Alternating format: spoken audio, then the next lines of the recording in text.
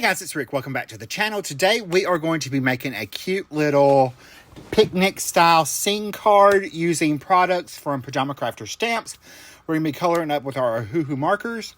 I'm going to be using the Berry Sweet Fruit stamps and dies along with my color palette, which is going to come from the Vintage Spring Garden 6x paper pad from Simple Stories. You can see it on the screen right there.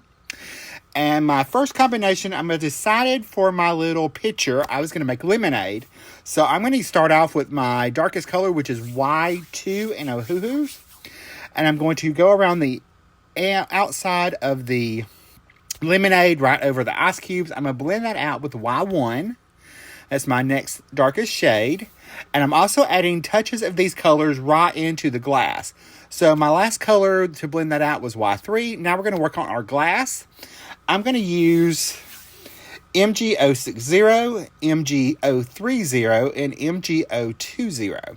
We're going to start off with our darkest color, which is the MG060, which I think is mineral gray. I really don't know. That's what we're going to call it anyway. So we're going to go out and outline our image with that. We're going to go right over the outside of the glass picture. I decided to make it glass. I don't know why, but it just happened that way. So we're blending that out with the MG030 and the MG020. And we're going to use those same colors on our pie tin. Where the line is indicated on the pie tin, you want to add your shadow. That's going to be where it's going to be dipped in.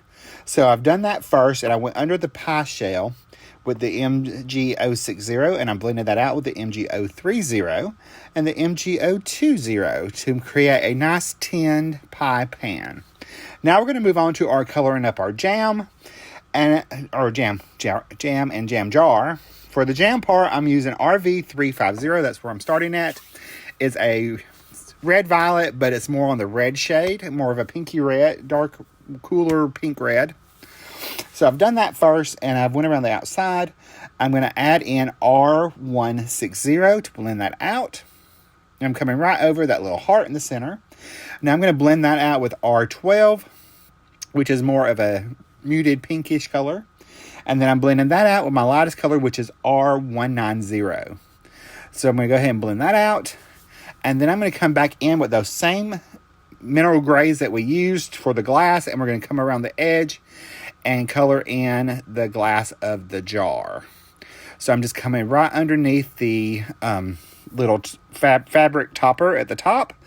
And with the MG060, blending that out a little bit with the MG030 and the MG020. Now we're going to work on our blueberries. And for this, I chose a more muted blue color. So my color combination, I'm starting off with my B270, which is my darkest color. It's more of a on the navy side. And most blueberries, if you look at them, they have that. They're a little bit darker than you think. Charles's dad used to grow blueberries, so that's the only reason I know this, because we used to get fresh blueberries all the time before he passed away. So I'm going to go ahead and blend that out with my B260, which is my next darkest shade. And I'm going to blend that out with my B250 in just a second. And you can see I'm just going around the edges where I had blended over that color. I'm just going right over the previous color. This is the B250. And my highlight is going to be just very, very little. And you can see how that looks very much like a blueberry you see in a store. And this lightest color is B220 or B220. Now, we're going to work on our basket of our fruit. And I decided to do this more of like the baskets you get tomatoes in at the store. So I'm coloring it green. And for that, I picked G470, G440, G420, and G410. I started out in my darkest area with the G470. I'm blending that out with the G440. And now I'm going to come in with my G420 and blend that out. And that's my mid-tone. My lightest color is my G410, so I'm going to blend that out. I switched out the darkest color of that combination, the G470, to a G490, slightly darker, to add a little bit of a difference between the cup or the basket and the fabrics. So I'm just coming in with that G490 at the top and at the bottom of each of the stripes on the fabric on the jam jar. And I'm blending that out with the G440, and the G420. And I'm in my lightest one, which isn't a lot of that, is the G410. Now, for the gingham pattern, I'm going to skip every other square on the pattern. And I'm going to start with that G490. And I'm going to come back and blend that out with the G440, the G420. Right there, and my lightest color is the G410. I did get a little bit outside of the line, so I'm going to have to come back and fix that with my colorless blender. So I'm just going to pop a little bit of that in, push that color back. Now for my pie crust, I'm going to use E260, and that's going to be my darkest color. So we're going to start by filling in the center of the pie with that, and then I'm going to outline the edge because it is facing more forward, and I'm going to come over those indentions that are created by the illustrator, and I'm going to color those in. I'm coming in now with E240 and blending that out. I'm going to feather in a little bit of the E20 just right there to blend that out. Come over the little indentions of the pie crust. You are going to have a little highlight on that, so I'm going to come in with E280 to finish that off and just pop on my little color. Now, all my colors are match colored, so I'm going to cut that out with the matching dies. And in the process, I also used my cut a piece of Bristol cardstock with the brand new nested postage etched dies from Spellbinders. It's etched postage dies and rectangles, nestings. Oh, it's listed below, y'all. So I'm just doing an abstract background with some Twisted Citron for the grass and a little mowed lawn, and then a little tumble glass for the sky. On the inside of my card, I'm going to stamp a sentiment on the inside, plus some of the additional images that I didn't use on the outside of the card, the blueberry and the strawberries. And I'm going to stamp those on my Nina Desert Storm card base. I'm going to stamp that in Prized Ribbon Distress Oxide ink. I'm going to stamp it a couple times so that I can get it nice and dark, because it is a dark color cardstock, or a darker color cardstock than white. So we're going to do that a couple times. And I did miss a little spot up on the top of that strawberry, so I've got to fix that. And I was going to tell y'all something, and now I've forgot what I was going to tell you a little bit ago. Maybe I'll think of it. All right, so I'm folding my card base, and I've went ahead and cut a piece of my pattern paper from the Vintage Spring Garden 6x8 paper pad from Simple Story. It's a gingham pattern. I cut it out with that same postage die that I used for this panel, and I've just kind of put it through at an angle and cut it off. I only wanted a certain amount of it. That's why we didn't ink blend the bottom of it. Now we're going to go ahead and add our outside sentiment, and I'm going to stamp this in VersaFine Claire Nocturne ink.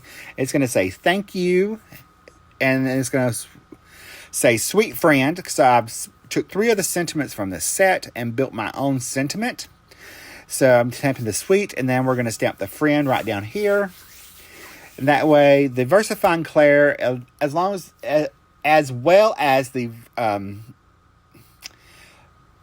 other VersaFine ink, works really well with, it stamps really well over the Distress Oxide ink. If Rick could talk, we would be doing something.